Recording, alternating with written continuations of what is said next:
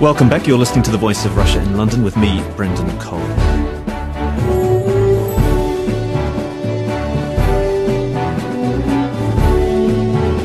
Last month there was jubilation in Cairo's Tahrir Square when Mohamed Morsi was declared winner of the Egyptian election after a historic revolution. But coming out of its secular past, Egypt is coming to terms with just how much it should be calibrated to Islam. Last month the mob assaulted women holding a march demanding an end to sexual harassment in Cairo as attackers overwhelmed female supporters. There are also reports that women are being harassed for not wearing veils, and some fundamentalists are calling for sex segregation on buses and in workplaces. Mohamed Morsi must appease both powerful secular military as well as dominant Islamist groups. Meanwhile, this week, Secretary of State Hillary Clinton said the Obama administration's future relationship with Mohamed Morsi and the Muslim Brotherhood would depend on how they respect the rights of women, as well as other minorities. Men and women both protested alongside each other to overthrow the previous regime. But what is the role of women in the wake of the Egyptian revolution? Do they have fewer rights overall since the overthrow of the previous leader Hosni Mubarak? Well, to discuss this, joining me is Dina Wahba. She's an Egyptian feminist. Also with me is the director of the Egyptian House in London, Mustafa Ragab, and Dr. Usama Hassan. He's a senior researcher in Muslim studies at the Quilliam think tank. He's also served as an imam at East London's Leighton Mosque. Well, I'll start with you, Dina. How has Egypt changed for women since the revolution? Well, I don't think much has changed in any aspect, not only in regards to women. I mean, we have seen women and youth being greatly marginalized just right after the revolution, from the constitutional assemblies that have been changing or from the elections. Or I don't think it has been in any way good for promoting women's rights till now. And I think it would have been naive of us to expect that just because women participated in the revolution, they will automatically get the rights. But women have been excluded from the parliamentary election to a great extent, from all of the constitutional assemblies, and from the public life in general. The patriarchal political structures are still standing. Nothing has changed much. And the marginalization of youth and women is something to be expected. Mustafa Ragab, what do you make of the role of women post-revolution? Whoever you are, wherever you are, nobody is going to give you your rights unless you go for it, unless you fight for it, unless you ask for it.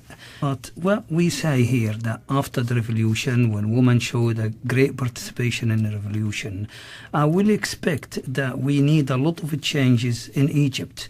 And these changes will going to happen through the media, through education. We do have a problem. We have this problem is not just in Egypt. Problem exists everywhere. Exists in the UK, exists all over Europe. So the minority of people who are doing these things, which normally the media will expose that, but we have to deal with this problem, especially women's rights, and women have to lead in doing that. Usama Hassan from the Quilliam think tank, you've spoken publicly about women's rights, Islamic women's rights in particular, in the UK. What kind of reception did you get? Well, I served as an imam at a Salafi mosque in London for 25 years. My background is Salafi, and Salafis tend to be ultra-conservative when it comes to women's rights. So at the mosque, I actually didn't address it directly. I addressed these issues in other platforms, but of course, in the age of the internet, people found out what I was saying elsewhere, and that was one of the reasons I was actually forced out of the mosque. Although in the wider Muslim community and in the wider British community, my comments and my ideas have been welcomed, especially by Muslim feminists. There is a growing body of devout Muslim women in this country and across the West, and in fact across the world, who are devout but are also demanding their rights, and they want equality, full gender equality with men within the framework of Islam. So it's a very interesting debate that's going on at the moment. And just for the benefit of our listeners, what were some of the comments that you made? Well, I suppose two levels. On the deeper level, I agree with the reformers who say actually the Quran and Islam was trying to bring about full gender equality, but in gradual stages, so that Muslims have to continue that struggle. And whereas passages of the Quran which are totally gender equal, there are other passages which are clearly not gender equal, but they should be seen as a stepping stone towards the ultimate ideal, which is full human equality, including gender equality. But in terms of examples, there are many traditional jurists who say things like a woman cannot marry without the permission of her father or brother, for example, that women must be covered top to toe at all times. I argued that the Quran teaches modesty and decency, and norms of dress have always been adapted to local situations. So in Western countries, for example, or in many modern countries, the whole issue of the veil and the headscarf should be discussed and debated, and perhaps it's not entirely necessary in Western societies. Now that caused a lot of uproar, the fact that I even broached these subjects and opened them up, but I was doing it from an authentic classical viewpoint of Islamic law. Sorry, I need to say, Osama, in the early days of Islam, women had the full rights. And now Yes. all these groups that are coming in are bringing things and putting more judgment in women and more restriction in women, which didn't exist in the early days of Islam. And when your responsibility as an imam, or all the imams in the mosques, because of course there is an influence going from the imams to the people. Yes. And I don't think the imams are doing the job that will give women the rights, because some of them in the mosque during the khutbah will say the wrong things. And this is, very, very important. The imams and the priests Yes. in their positions have a great, great role to play in the society by putting these things right. I entirely agree, and in fact that is something I was trying, and I'm still continuing, of course. There is a lot of opposition, of course. Conservative ideas, male-dominated societies, patriarchal societies have developed over centuries in the Muslim lands, But- as you say. You're listening to The Voice of Russia in London with me, Brendan Cole. We're discussing the fate of women in the aftermath of the Egyptian revolution. With me to discuss this is Dr. Usama Hassan. He's a senior researcher at the think tank, the Quilliam Foundation, and he served as an imam at Leighton Mosque in East London for 25 years. Dina Wahba is an Egyptian feminist, and Mustafa Ragab, director of the London-based culture centre, Egyptian House. But just drawing a comparison with what's happening in Egypt, Dina Wahba, is it any surprise that Osama speaks about putting these ideas out in a Western society such as the United Kingdom? Is it any surprise that there's a resistance to ideas of women equality in Egypt? Not at all. And actually, drawing on this point, I agree completely with what Mr. Mustafa said about the problem of women rights or if gender equality exists everywhere, and it does exist in the West. And I'm not in any way, I'm not under any illusion that the West is the haven for women rights and women equality, while the East or the underdeveloped or the third world countries are not. I have to also say that, and on the note, commenting on Mr. Mustafa's notes about fighting for rights, I have to say that I have had the privilege of meeting militant young women and older generation feminists, of course, fighting very hard for their rights. I have had the privilege of going within the parliamentary elections, campaigning for a 26-year-old Coptic woman in Upper Egypt, which is an ultra-conservative region, to be in the parliament and fighting within supposedly a progressive party to be on the party list, on the top 3 of the party list, so she can get into the parliament. And surprisingly, all her village were behind us, and all her campaigners were men, and the priest of her village was actually one of her strongest campaigners, and this draws upon the important role that imams and priests play. But I have to say that imams like Dr. Osama here are minority, and I think he would know that. And I think this is where the problem is. That the minority of the imams are doing the right job, and the majority of the imams and the priests, I must say as well, are not putting the right message to the society. Well, their religious establishments have never been a very strong ally of women's rights in general. And I completely empathize with a lot of initiatives of women having to fight for their rights within the Islamic framework, even though I have to say that there is in the West a trend to see it as the only authentic framework for third world feminists or feminists coming from the Middle East in order to advance their rights. I'm personally a secular-oriented feminist, but I have to say I totally respect Islamic feminists as well. But the campaign that you were referring to was a Coptic candidate, a female Coptic candidate. Hillary Clinton referred to Coptic Christians as among the minorities that need to be taken care of under this new Mohamed Morsi regime. Well, I don't believe this at all. Actually, in the press conference that Hillary Clinton had when she first visited Egypt after Mohamed Morsi was extremely toned down when it comes to Coptic minorities and women. She said women and then she moved on. I don't believe that American support to Mubarak depended on minorities and women's rights. They will support Mohamed Morsi if he supported their interests. The comment about the military being secular, is something that is extremely contested as well. The military is a patriarchal, ultra-conservative institution. It never has been an ally of women's rights. And I have to say that envisioning the military as the haven for secular-oriented people or revolutionaries who would go to vis-a-vis the Muslim Brotherhood is something extremely problematic. Yes, I agree with Dina there, because politician depends on what deals they're doing. They will support Morsi or against Morsi. It depends what deals they will do with Morsi. If Morsi will do what they want. So you don't believe the sentiment of Hillary Clinton when she says that the US would be trying to promote the rights of minorities, including women? No chance. No way. No way. Do you talk about human rights? There is no human rights. Do you talk about women rights? They talk what suits them at the time. If the people who are gonna give them the deals they want, they will support their ideas. That's why I believe in politicians. And going back to the point that Dina was talking about, parliamentary election, there's a lot of dirty games played in these elections, and unless you can play the game in the same way, you never win. Yeah, I just wanted to widen that point. We've heard this before. I remember after 9/11 when the Labour government here was going into war, helping to invade Afghanistan with the Americans. Harriet Harman famously said, we're going to help the women of Afghanistan. and of course, 10, 11 years later, the situation is perhaps worse. But there's a wider issue. It's not just Egypt. I've been to Egypt 3 times. I've been privileged to meet several Egyptian women feminists there. And they had a few leading Islamic scholars from around the world helping their work also. I had an American friend at university who lived in Egypt for a while, and he loved it, but he said it was very difficult for his wife, being an American woman. And that's something you hear all the time in Saudi Arabia as well. Expats will say a lot of Arab and Muslim men think that if a woman is not wearing a headscarf or if she's Western, she's somehow of loose character, and they hence the increased sexual harassment. But if you look wider, in Muslim majority countries such as Pakistan or Bangladesh or other places, you've still got serious issues with women's rights. But Pakistan and Bangladesh, for example, have had female prime ministers. As far as I know, no Arab country has managed to achieve that yet.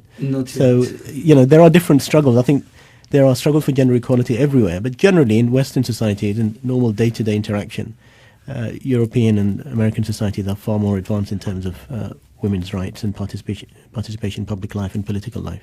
Mustafa Ragab, are we seeing these reports? Obviously, maybe they're blown out of proportion in the Western media, but reports of women being harassed in Tahrir Square, for instance.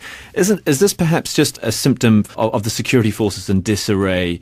Or is this a real shift in mood towards religious fervour? It's a mixture of both, really. But this is expected after the election, because you cannot deny that those people, the Muslim Brotherhood supporters, before the revolution, they were really under a lot of pressure and they were suffering under the regime.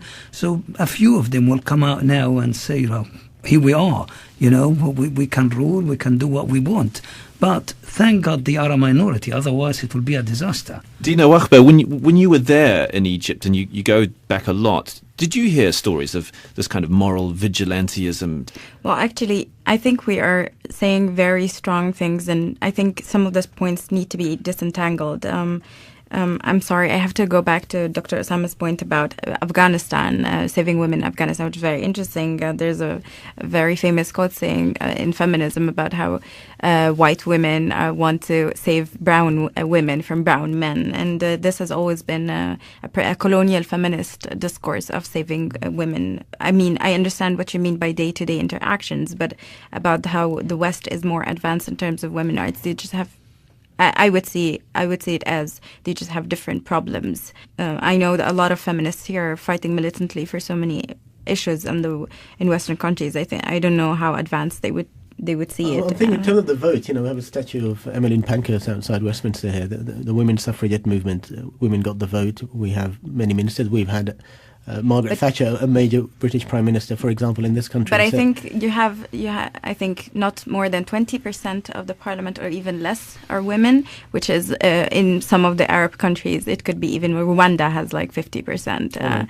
Yeah. So I'm not sure about that. And the Egyptian suffragette movement as well. I think we got to vote before Switzerland. I think it was in the 50s and Switzerland was like in the 70s. I'm not sure about the date.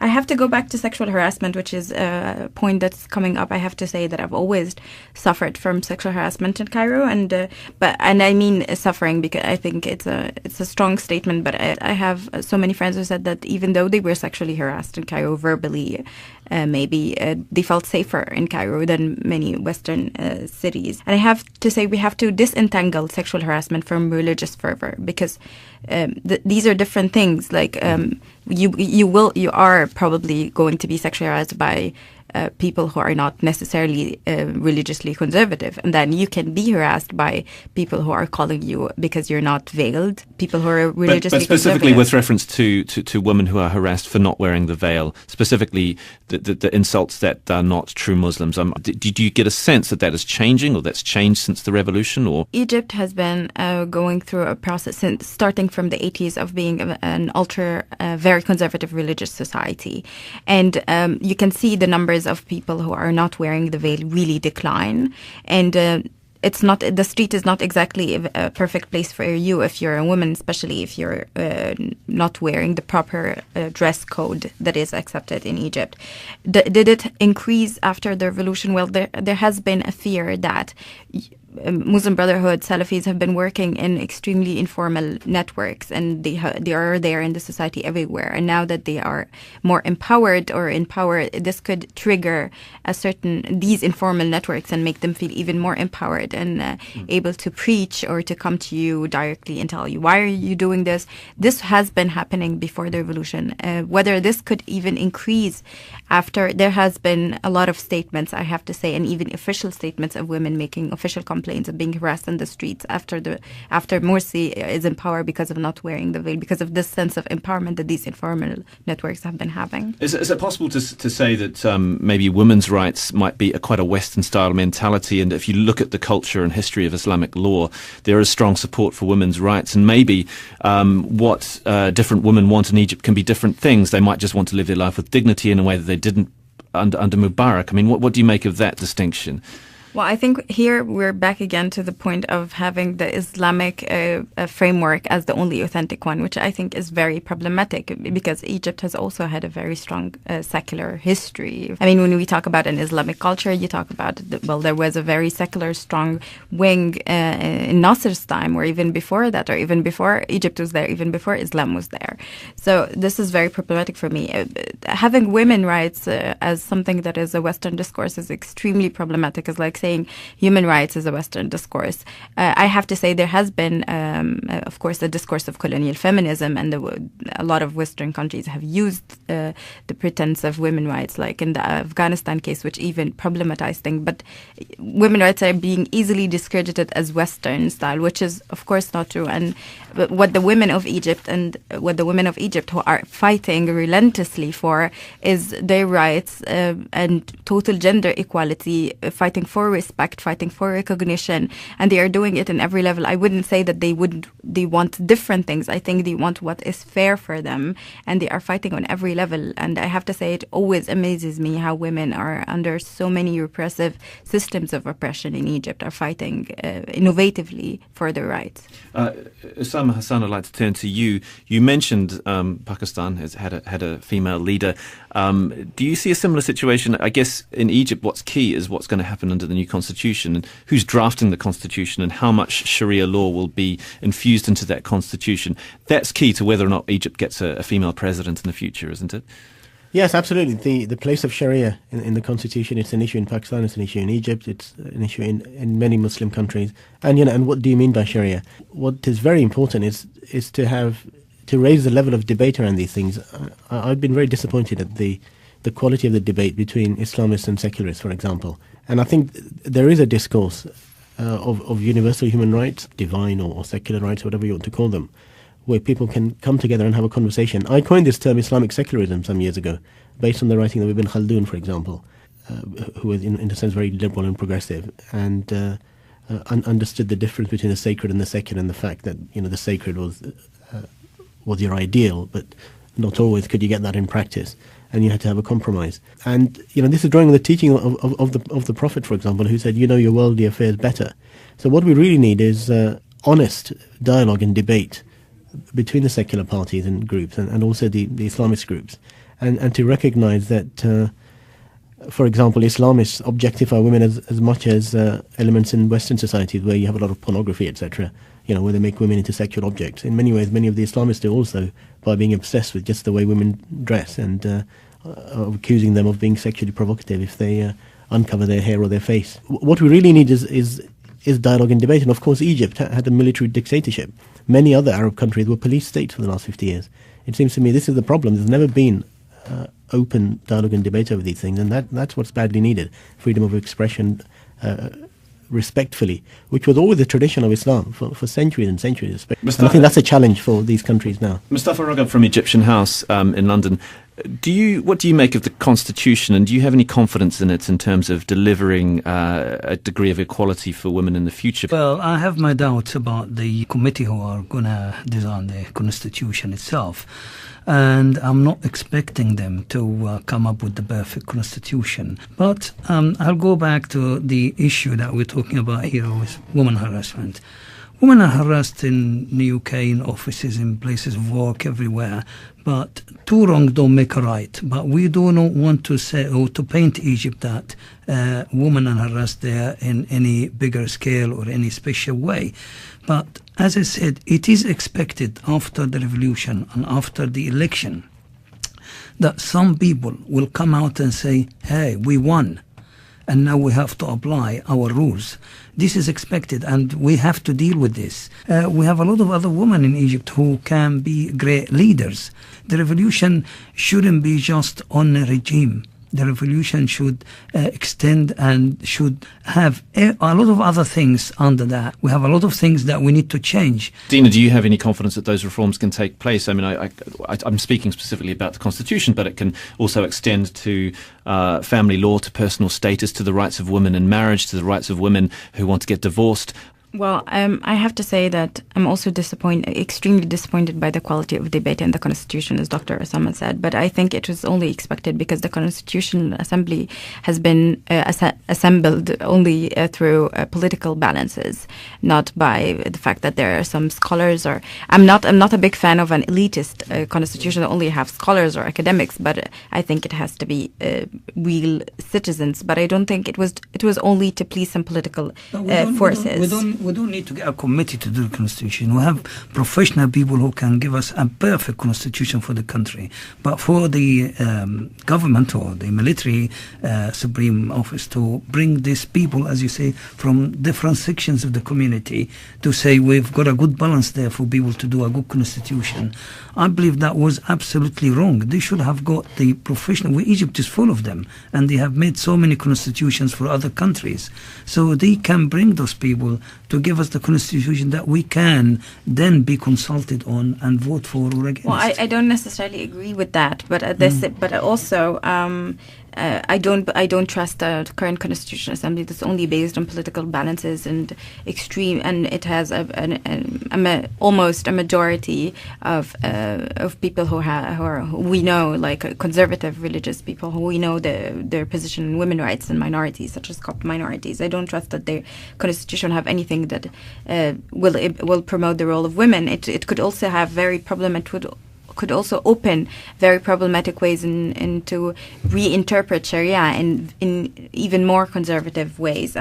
Regarding reforms of personal status law and family law, I think it will be the first thing to go. I think the first thing will happen in the next parliament, if it's also won by Islamists, and I believe it will happen. It's the first thing it will change. Egyptian identity is being contested here after the revolution. There is contestation over what it means to be an Egyptian, and then when Islamists obsessed about dress code, it's only about marking, really. What the first thing that changed in Iran, I'm not a big fan of Egypt's gonna be Iran because they are different contexts, but the first thing it did change in Iran is women dress code. It's one of the first laws that have been passed, and if revolutions and the history of revolutions have taught us anything, is that what changes is identity, and women are the markers of identity. So I'm not optimistic at all. I think it will be the first to go in terms of even changing it into more more ultra-conservative, just to pin Egypt as the new Egypt, as the more conservative Islamic-run Egypt.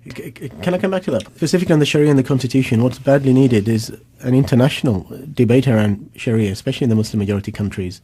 For example, there are gender-equal interpretations of Sharia. On the other hand, there are interpretations of Sharia which you could say are misogynistic. And if you look at Saudi Arabia, Iran, or the Taliban, there's clear examples of that. And what we really need is, again, that open debate. And the religious establishment needs to be independent of government and free. One of the big problems in Muslim-majority countries, of course, religious scholars who feel, the cry for justice, which is in the Quran, and human equality, which is really the spirit of the Quran, they are, in a sense, controlled or co-opted by the government, or people are imprisoned or tortured if they say anything which goes against a dictator. And that's been part of the tragedy of the last century. You're listening to The Voice of Russia in London. My guests are Dr. Usama Hassan, Dina Wahba, Mustafa Ragab. And you're convinced that the debate needs to be had about the compatibility of the Quran with the rights of women? Absolutely. So and that's not being had at the moment? It's happening in pockets around the world. It needs to be encouraged. As I said, there are people who interpret the Quran to say, because the Quran does have verses saying, women have half the witness in certain cases, women have half the inheritance, etc. And now there are many people who say it should stay like that. Other reformers who argue that was a revolutionary step for its time in 7th century Arabia. It was way ahead of anywhere in the world. And it was the means of bringing women towards full witness and full inheritance rights.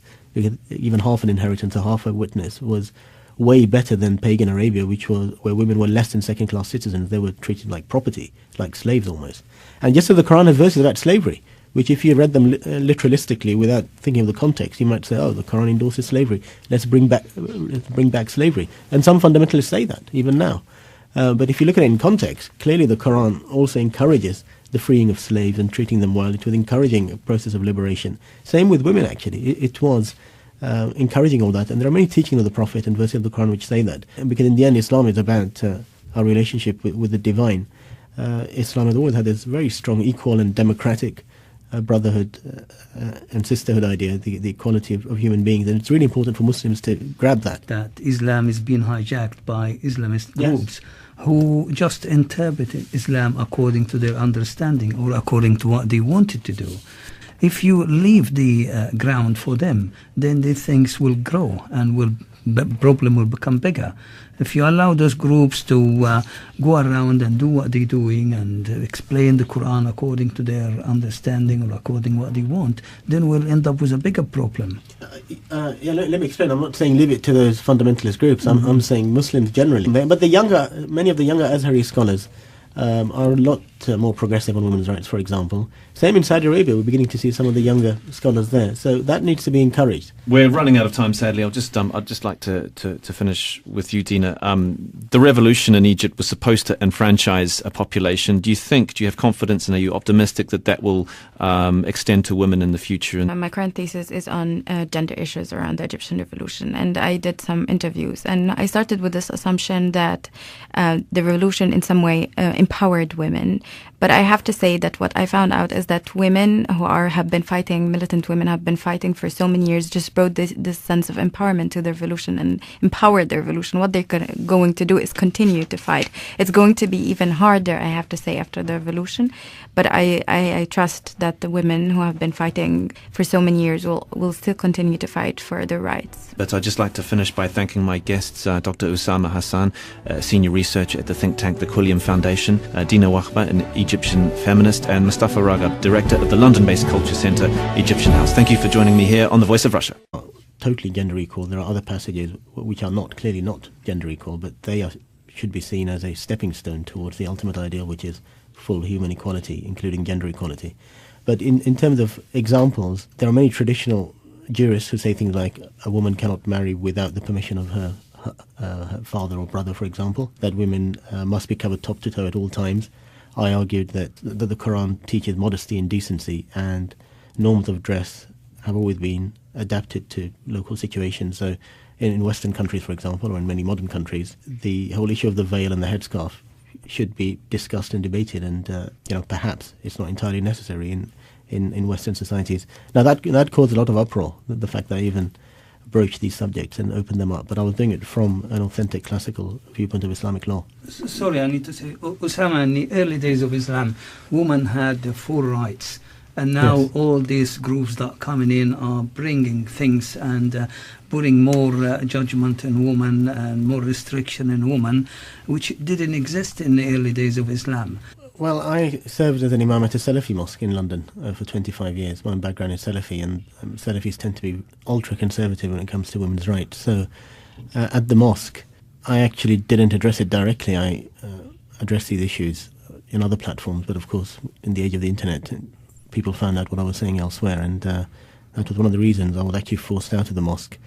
Although in the wider Muslim community and in the wider British community, my comments and my ideas have been welcomed, especially by Muslim feminists. There is a growing body of devout Muslim women in this country and across the West, and in fact across the world, who are devout but are also demanding their rights, and they want equality, full gender equality with men within the framework of Islam. So it's a very interesting debate that's going on at the moment. And just for the benefit of our listeners, what were some of the comments that you made? Well, I suppose two levels. On the deeper level, I agree with the reformers who say actually the Quran and Islam was trying to bring about full gender equality, but in gradual stages, so that Muslims have to continue that struggle. And whereas passages of the Quran which are... Nothing has changed much, and the marginalization of youth and women is something to be expected. Mustafa Ragab, what do you make of the role of women post-revolution? Whoever you are, wherever you are, nobody is going to give you your rights unless you go for it, unless you fight for it, unless you ask for it. But what we say here, that after the revolution, when women showed a great participation in the revolution, I will expect that we need a lot of changes in Egypt. And these changes were going to be happen through the media, through education. We do have a problem. We have this problem is not just in Egypt. The problem exists everywhere. Exists in the UK, exists all over Europe. So the minority of people who are doing these things, which normally the media will expose that, but we have to deal with this problem, especially women's rights, and women have to lead in doing that. Osama Hassan from the Quilliam think tank, you've spoken publicly about women's rights, Islamic women's rights in particular, in the UK. What kind of reception did you get?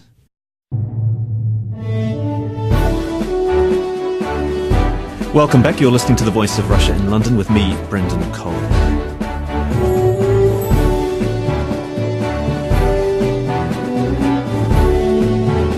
Last month there was jubilation in Cairo's Tahrir Square when Mohamed Morsi was declared winner of the Egyptian election after a historic revolution. But coming out of its secular past, Egypt is coming to terms with just how much it should be calibrated to Islam. Last month the mob assaulted women holding a march demanding an end to sexual harassment in Cairo as attackers overwhelmed female supporters. There are also reports that women are being harassed for not wearing veils, and some fundamentalists are calling for sex segregation on buses and in workplaces. Mohamed Morsi must appease both powerful secular military as well as dominant Islamist groups. Meanwhile, this week, Secretary of State Hillary Clinton said the Obama administration's future relationship with Mohamed Morsi and the Muslim Brotherhood would depend on how they respect the rights of women, as well as other minorities. Men and women both protested alongside each other to overthrow the previous regime. But what is the role of women in the wake of the Egyptian revolution? Do they have fewer rights overall since the overthrow of the previous leader Hosni Mubarak? Well, to discuss this, joining me is Dina Wahba. She's an Egyptian feminist. Also with me is the director of the Egyptian House in London, Mustafa Ragab, and Dr. Osama Hassan. He's a senior researcher in Muslim studies at the Quilliam think tank. He's also served as an imam at East London's Leighton Mosque. Well, I'll start with you, Dina. How has Egypt changed for women since the revolution? Well, I don't think much has changed in any aspect, not only in regards to women. I mean, we have seen women and youth being greatly marginalized just right after the revolution, from the constitutional assemblies that have been changing or from the elections. Or I don't think it has been in any way good for promoting women's rights till now. And I think it would have been naive of us to expect that just because women participated in the revolution, they will automatically get the rights. But women have been excluded from the parliamentary election to a great extent, from all of the constitutional assemblies, and from the public life in general. The patriarchal political structures are still standing.